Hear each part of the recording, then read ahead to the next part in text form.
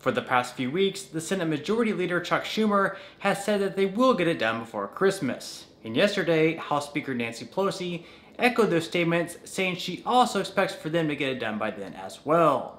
During her press conference, she said, "We feel very confident about what is in Build Back Better. We know what some possibilities are, and it would be my hope that we would have this bill done before the Christmas vacation." Now, considering that the bill is likely to change quite a bit in the Senate before it ends up passing, they'll then need to send the bill right back to the House for a final approval before it gets sent to President Biden's desk. Of course, before that even happens, they'll first need to pass it in the Senate, which definitely isn't for certain, considering they still need to get Joe Manchin's stamp of approval. Just this week, Senator Manchin sounded the alarm on the recent inflation taking place, and he refused to commit to supporting the Build Back Better package before their Christmas deadline. Here is Joe Manchin discussing his current concerns. Chuck Schumer says it will pass the Senate by Christmas, which is now, 2.5 weeks away? What do you say? Well, you know, he's in charge of the calendar, so wherever he's going to set it and it's time to vote, we vote. But you must be negotiating. You're talking to them? Pardon? But give us more. Where is it? The only thing I would say is that, first of all, the parliamentarian is going through what they call the scrub to see if it fits in the reconciliation. We're doing so much in reconciliation anymore, and between you and I, it was never intended to be used for major policy changes. Yeah. Reconciliations for budgetary matters mostly. But it has been spread out to this, so the parliamentarians see if it meets the Byrd rule, and they call it the Byrd bath, to see if it fits and should fit or should not fit, and they'll decide what's in it now. We haven't seen the final text on it, so for me to speak on it, to say, yes, I could be for this, or no, I'm not going to be for that, or you need to change this or that until I see the legislation. It's hard to say that. Understanding that you don't have a specific bill to comment on, you don't have a specific piece of legislation, you have commented on different policies and ideas that have been floated. You have expressed some concern about budgeting, what you call budgeting gimmicks. You've expressed some question about some policies. So at least we're all going to be watching this in the next couple of weeks. Mm-hmm. We're all going to be wondering if this bill is going to pass or not. We're all going to know that you're at the center. Can you give us some bottom line framing of how you will think about whatever comes your way? What's going to be important to you, or what's going to be what's going to be a trigger line for you? Matt, we were all warned, if you will, by economists back in January of this year that we were going to be coming out of this. And when we came out, the pent-up demand was going to be strong. We better be ready to go. So they said, you know, maybe the unemployment benefits ought to stop in May because that sends a signal. And if it had not recovered by that time, we could have extended that. We always have done that. But they were determined to go to September, October. Remember when we shut down for 12 hours? I just said, you know, and then they wanted to raise it to $400. I said, you know, guys, I think you heard the same briefing I heard. Now all of a sudden you want me to go back to West Virginia and say, boys, if you can just stay unemployed for a little longer, you'll get a raise. None of this made sense to me. Nothing made sense to me.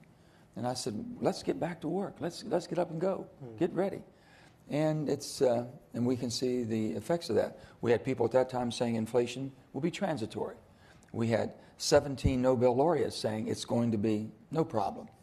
Well, 17 Nobel laureates were wrong.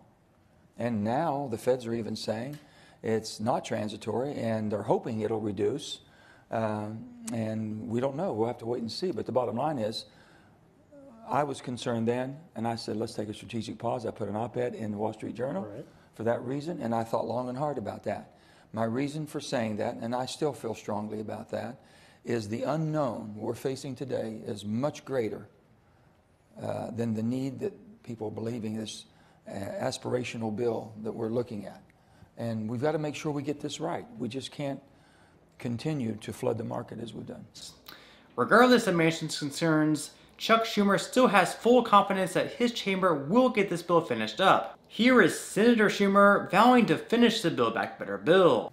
None of these are easy accomplishments, but we are clearing the path for Democrats to turn to our biggest domestic priority of the year, passing President Biden's Build Back Better Act before Christmas.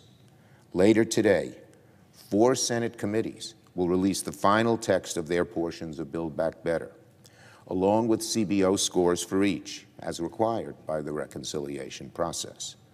Those 4 committees are Commerce, Small Business, Banking and Housing, and Veterans Affairs. In the meantime, I continue to hold daily conversations with my Democratic colleagues, with the White House, with the Speaker, and House colleagues.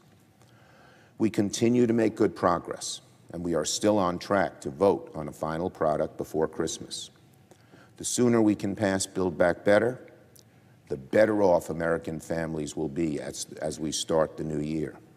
This bill has always been about a simple goal: cutting costs for working and middle-class families. People are complaining about higher costs. They're right to do that.